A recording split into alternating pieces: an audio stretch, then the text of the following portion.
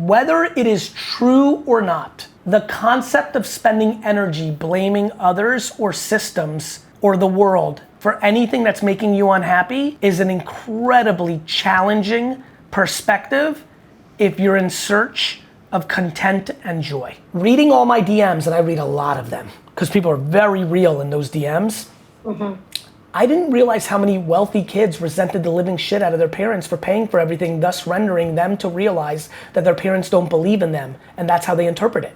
A 24-year-old that has everything paid for actually interprets that quite often, that, oh my God, my parents don't believe in me, so they're paying for it because they don't think I can make it, which crushes their confidence. Now the world, all their friends are already telling them you suck, your mommy and daddy are putting you on. So you're privileged and blah, blah, blah. That's the worst. What's fucking with them is my parents don't think I can do it. But then I say to those kids, this is how accountability got going for me 5 years ago. I'm like, don't take the money. Accountability.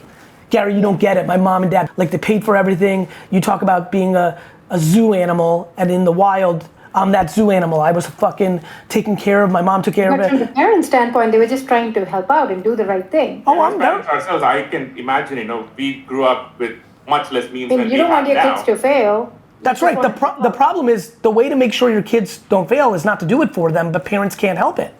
Yeah. They can't help it, especially when they're parents like you guys, me, like, you just want it for them. You can't help it. The problem is... Because we never had it growing up, so I want it for them. Of course, but I'm promising you right now, it's not gonna work. It's very hard to be hungry when you're fed.